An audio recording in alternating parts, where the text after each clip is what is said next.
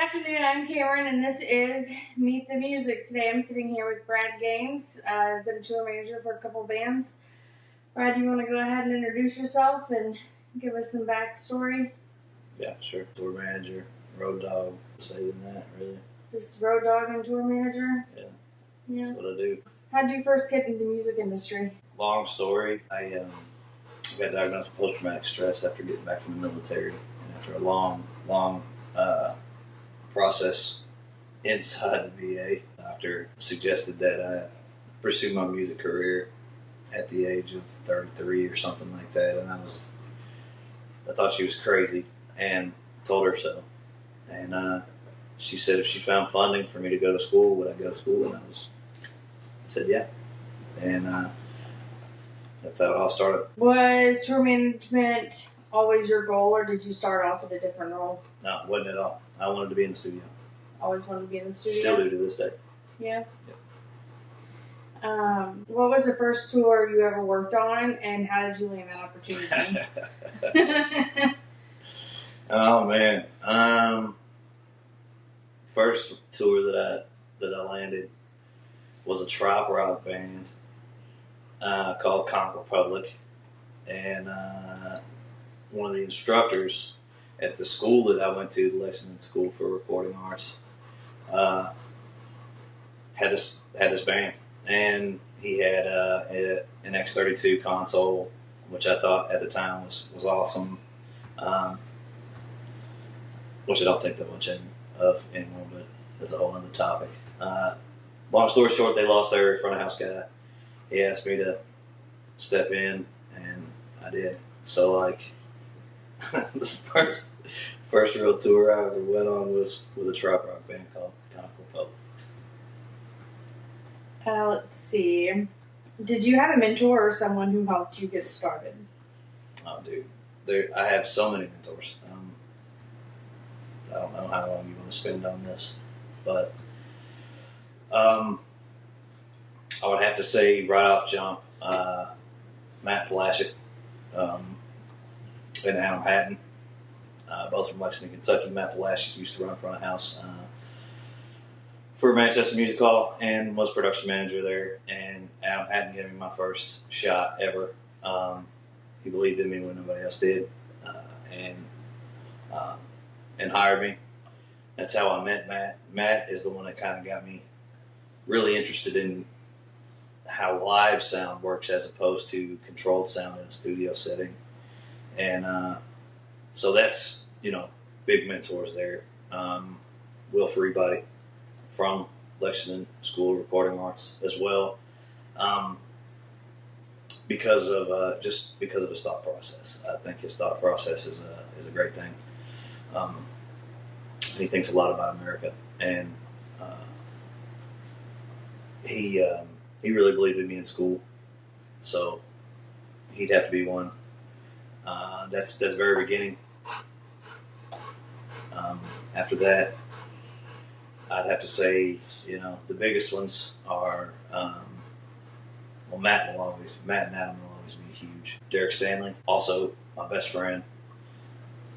He believed in me and gave me chances that I guarantee you nobody else would give me chances on, and put me in positions that got me to where I am today. So he's a huge, huge mentor of mine, and I'm proud to call him my best friend. John Farrell, who is part of the Blackberry Smoke crew. Early on, before I was a tour manager, we used to open up for Blackberry Smoke a lot.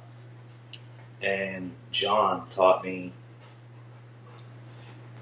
how to treat the opening acts. So, like,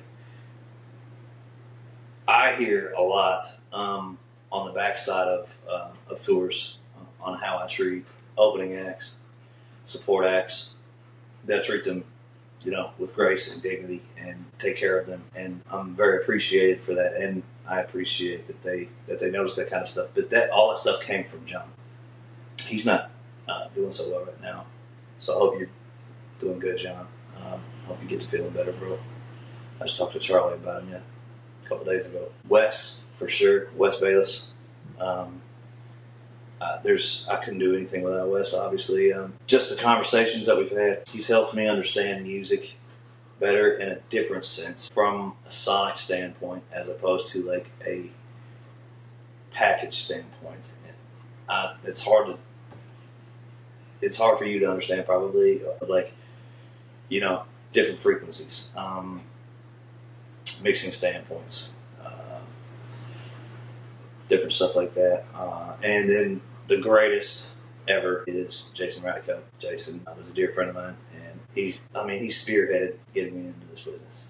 So like that, I don't have enough words to say how much I appreciate him and value him as a mentor as well, even to this day. So, going into climbing the ranks, becoming a tour manager, what specific skills or traits helped you stand out? I'll tell you right now. My military experience. Spent 2 deployments from 05 to 09 in what was a very, very, very volatile time in Iraq and Afghanistan. And my job was to launch aircraft off of aircraft carriers. And I literally worked 20 hours a day and would sleep standing up, and I would eat out of a paper sack because I didn't have time to go down to the galley and eat. That instilled a work ethic in me that not many people can keep up with. I can run circles around people, and that's gotten me where I'm at. Like that's what made me stand out. I can work circles around a young man. What is the biggest misconception people have about being a tour manager? I don't think there is any misconceptions about being a tour manager. Like, you're either a tour manager or you're not. And if you're not, the reason why is because you don't want to deal with all the bullshit. That's just the truth of it. Everybody knows that the tour manager job is one of the hardest ones, and you either are or you aren't. You either want to do this or you don't. So we're going to go into a day in the life of. So walk us through a typical day on the road. Get up and drink coffee and get ready for a thunderstorm, because thunderstorms are always right around the corner. Pray for a good day, but there's always storms coming. That's what I do. I get up and I drink coffee and kind of reflect on the day. I do not retain the information that I've already collected in my mind. I live out of Master Tour, so I have bandwidth to deal with things on the fly. So I will reference my Master Tour, know that my information that I've input is correct. So people that are listening may not know what Master Tour is.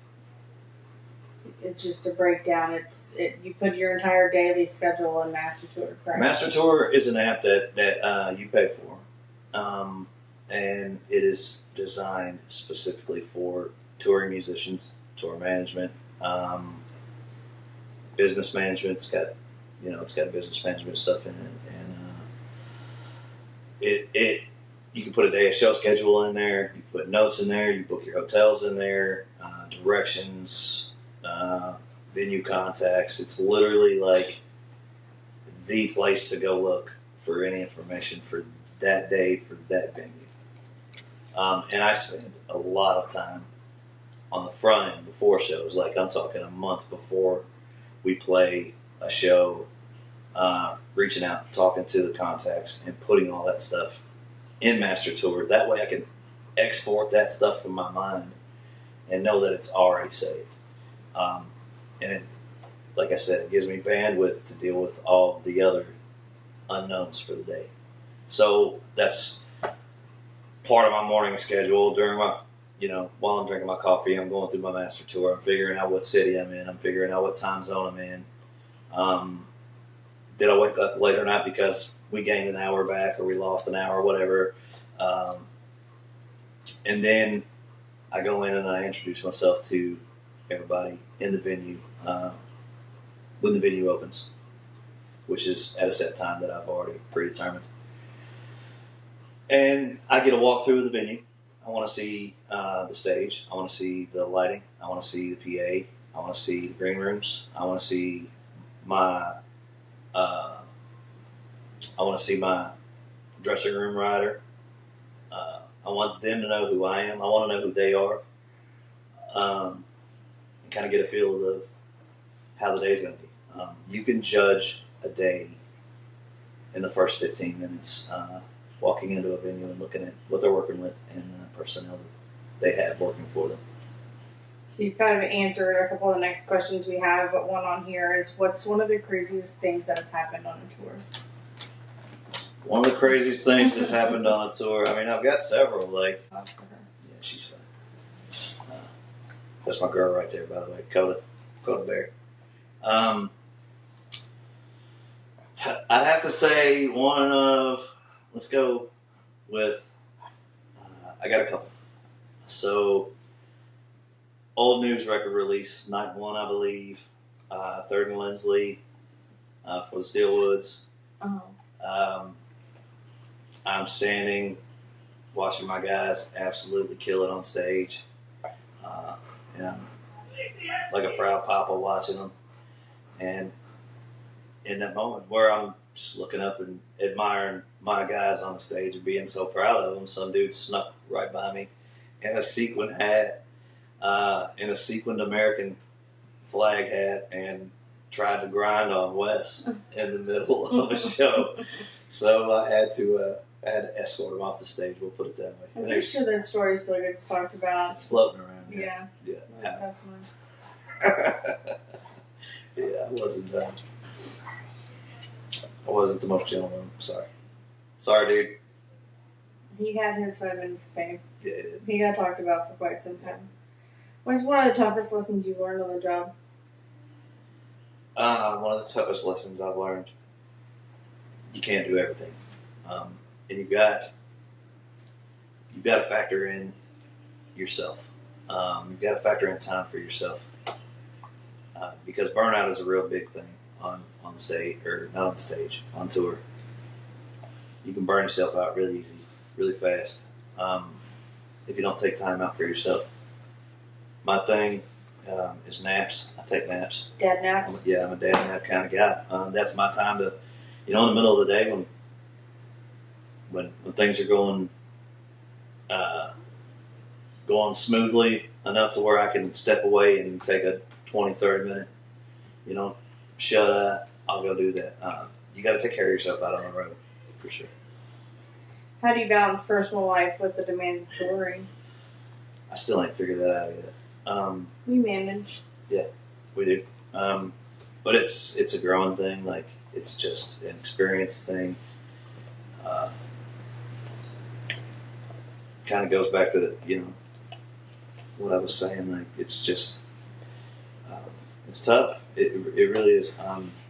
I'm still figuring it out myself. You got that whole part. Take time for yourself. That means also take time for your family, because that contributes to burnout. Just not seeing your family. I remember one year coming home after a long tour and not knowing where my light switches are, and my kids were a foot taller, and that really hit me really hard, and it's changed the way I've thought about touring ever since. So, there you go. What advice would you give someone who wants to become a tour manager? Be ready. Be ready for the firestorm. It sucks. But in the same breath, like, I personally love it. I love the challenge of it. Be good with building documents. Be good with structure. Be willing to jump in when nobody else will. You want to be the go-to guy, because you're the backbone of what's going on the road.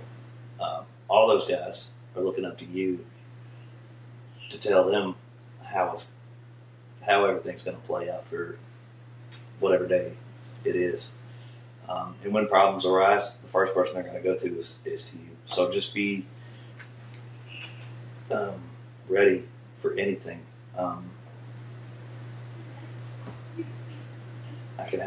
I got a million more things. Like, there's so many more things. Are there any common mistakes you see aspiring tour managers make? Yes. The number one, and I can't stress this enough, don't drink and do drugs. Kind of the cool thing about our job is we don't have urinalysis. We don't have them, quarterly meetings on alcohol use or lack thereof. So it gives us the freedom to do whatever we want. And a lot of times I see newer tour managers use that freedom and abuse that freedom. And there's no longevity in that. Listen, I'm not against drinking alcohol. I'm not against smoking weed. But I will tell you that it's gonna slow down your process as a tour manager. Alter your... Yeah, it absolutely does. Like, there's no longevity in being drunk and being high. If you want to be a tour manager, you need to be an AJ squared away dude that has answers on the fly when things go wrong. And when you're drunk, you can't do that. Right. Or high. So some fun questions. Do you have a tour survival tip to every aspiring tour manager should know? I got a tour survival tip for anybody that wants to be on a road. Those bunks are like coffins. And a lot of times, the bus companies don't supply them with the greatest mattresses and pillows. Listen to me. Get a weighted blanket. Spend $150 on a hotel grade pillow, and get a memory foam topper for your mattress. Because when you're doing 80 miles an hour down the road, you sink into the memory foam, and the weighted blanket holds you in place. And you've also got a really nice pillow. Sleep is valuable. Make sure that you're getting the most out of it. That's the tip, dude. And you sleep with your head facing the back. Yeah. I mean, it's kind of a given, right? I don't know. Yeah. If you weren't a tour manager, what would you be doing? I don't know. I've thought about this with the end of the Steelwoods. I know now that anything that I do would have to be a project of passion. I'd have to really be passionate about it. And I can definitely swing a hammer if I wanted to. I could definitely hang a garage door. You know that. There's nothing. Travis, what's up, dude? Well, and you do have a scar on your forehead. Yeah, we're not going to talk about that. I can hang a garage door. I'd probably call Travis and get a job today and do that. But really, I would. That was never your happy place. Well, I mean, it was a great job. It was a fantastic job. But if I was to be doing something, if I'm not TMing, if you're not doing music at all, now, would you be currently, doing? I'd be training dogs. Training dogs? Yes, absolutely. I would have, and I am going to have, by the way, my own bloodline of Rottweiler. That'll be coming shortly, called Rockstar Rotties. And you named it already? This is the mom. It's been named for years. Rockstar Rotties. Baby's asleep. All right, so I do have some fan questions for you. So Papa Cope said, what has been the most life-altering moment or time of your life? Life-altering was meeting your son. Meeting your son was the most life-altering. I mean, how can it not be? How can I go from just a local guy that nobody knew at all to where I am today in a house that I purchased myself with money in the bank and not having to worry about putting $10 in gas in my car. I can fill it up and not have to freak out about. And this all started with meeting your son, and I'll never ever forget that. I made a promise to him that I would see the Steelwoods all the way through, and I'm in it. And I mean, that's it. That's it. Rowdy. That was completely course altering. Was meeting Rowdy Cope. Got him right there. He's all over the house, actually. That's his chair. No, his No, chair's. his I chair's sit in right his there. chair. Yeah, it's in the bedroom. So Kyle Allen. Kyle, Yes. what's up, man? Yes. He asked, "What is your biggest regret in your career in the music industry?" The time I spend away from home. Yeah. For sure. It sucks, man. Because you're out there pleasing so many people, and doing so, like, you can look out at the crowd and tell, like, these people need what you're giving them. And that's a great feeling, but it's also a heavy feeling because your family needs something too. Your family needs you at home. And that I really regret that. So it's such a catch-22, like, but that's my biggest regret is the time that I spend away from home, for sure. So, what is something you did that created a turning point for advancement in your career in the music industry? Something that I did. Mm-hmm. I don't know. Always being willing to help. Always being willing to help. Yeah, you do that. I've done. Perfect example. The very last show we played with Jinx. Jinx had a first of three. New guy coming up through the ranks that Jinx kind of got his eyes on. Didn't have a monitor world or a front of house or anything at all. And me and Stephen Van Eden volunteered to jump in and take that whole show over. We didn't have to do that, Yeah. but we did, and that's what makes people like me and Stephen stand out.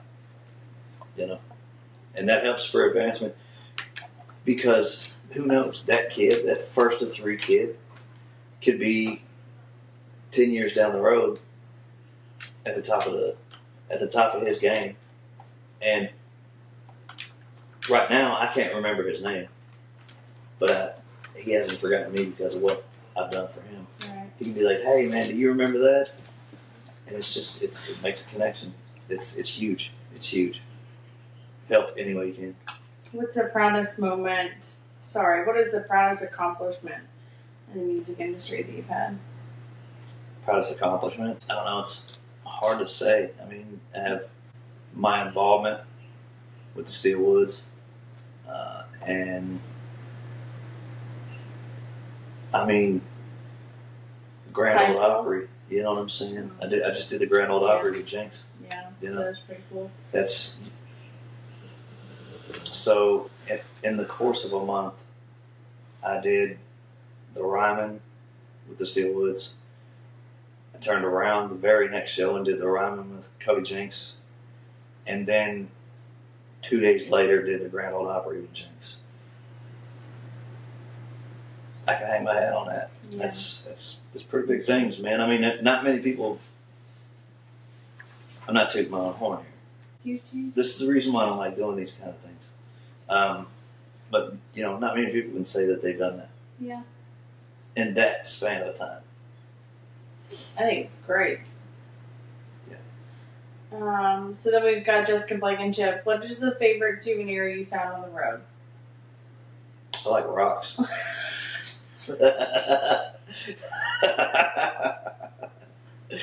Think I'm kidding. He brings stuff home all the time. They do it a lot. Can you see that?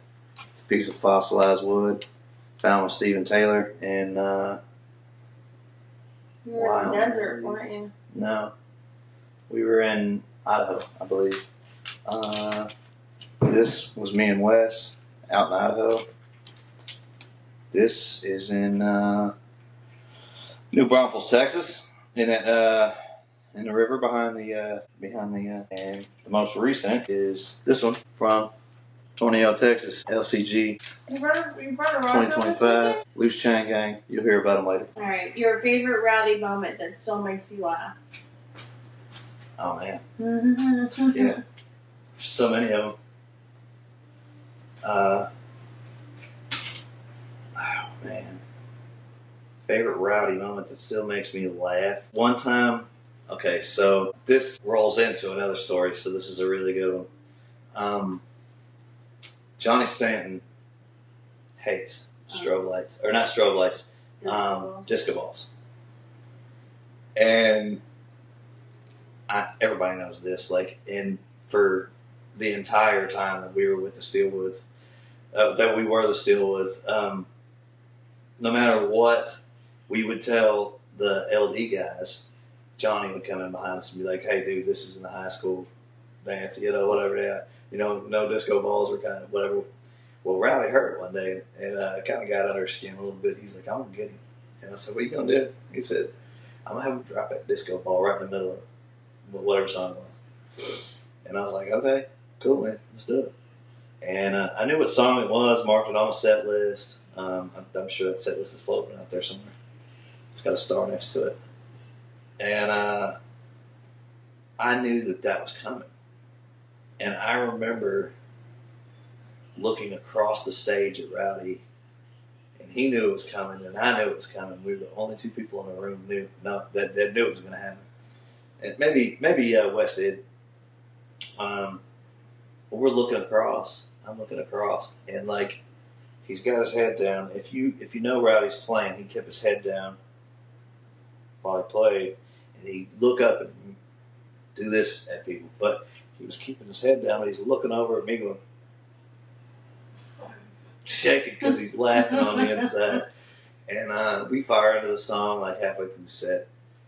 Disco ball drops, and like, lights go everywhere, and I look at Johnny, and we're all laughing. Rowdy's laughing, I'm laughing.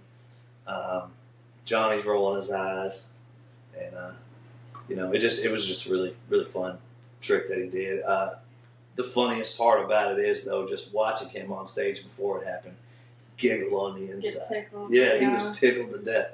Now, fast forward to after Rowdy passed, we were at a show somewhere, and we had ghosts all day long. Ghosts meaning like stuff that went wrong for no reason whatsoever. And it was just one of those days. And right in the middle of the show, out of nowhere, I thought it was so well timed that I thought it was playing. A disco ball drops out of the ceiling. And Johnny is just like, "What is going on?" And we come off the stage. He was like, "You know what that was, don't you? You know what that was? It makes total sense. Rowdy's messing with us, man. Rowdy's messing with us." So that's one thing. Watching them play Flight of the Bumblebee at the house when we go to his house. Always, and it was. Yeah. And he'd stare at you while I do it. Yeah, dude. I love it. Or him making his cauliflower potato turkey casserole thing that he was so proud of. Yeah. He's so proud of that. Cauliflower soup. Yeah. And then the last question is, what do you take on the road that reminds you of home? I have a watch that you bought me. I have my bracelet that you bought me that gives me my Bible verses on the phone. And I have a stuffed animal that JD won out of one of them claw machines. That's what I take with me. All right, well, I think that about wraps it up for the interview. I want to thank you for doing this for me. It's a big deal. Hey, listen, it is a big deal, man. You're being inclusive right now. It's very inclusive of you to allow a male to come on a Meet the Women show or whatever. It's Meet the Music. Oh, yeah. I'm going to have to cut that out now. Thank you very much. No, don't leave that in. Inclusivity will get you far. But I'm getting in trouble now, my bad. we're going to fight. Anyways. Where's my dog? Your dog's behind you. So the key takeaway from this, if you want to be a tour manager, what do you need to do? That'll be Start from the bottom. There's a lot of, and don't get me wrong, I don't mean anything bad by this. There's a lot of Belmont kids coming out now that go to college for tour management, and that is fantastic. And it's great because these kids are smart. But I think they're at a disadvantage because they don't have 5 years of pushing cases or riding in a van. Yeah. You know what I'm saying? I think there's something to be said about sweat equity. Sweat equity is everything. Put it in. I mean, take the crappiest jobs. Jump in. Here's a story for you. Jump in when nobody else will. One of my first interactions with Cody Jinks, I shouldn't even be putting this out there, but we laugh about it now, was he come into town at Manchester Music Hall, and nobody showed up to mix monitors that day, and I had never run a monitor console, but I had been training on one, and Ward Davis was opening up, and nobody was running monitors, so I volunteered myself, knowing that I had never done this job before. And I completely destroyed Ward's monitors. But looking back, I mean, it was a nightmare. It was an absolute nightmare because it was a sold out show, so there was 1,300 people in the room. I got Ward Davis on the stage looking at me like, "Hey man, will you fix my monitors?" before I could even start the show. And I've also got 1,300 upset individuals in the crowd looking at me like, "What are you doing?" And you talking about stress. Yeah. But I volunteered myself. Don't be afraid to volunteer yourself for things that scare you. Those are the kinds of fires that make you You get noticed. that make you a good candidate for other positions. All right. Well, I guess that concludes the interview. So for all the followers out there, please like and subscribe. I've got the YouTube channel, Meet the Music, Facebook, Meet the Music, and I'm on Spotify right now as well. So hopefully we'll get some big interviews coming up. Thank you guys. I do that.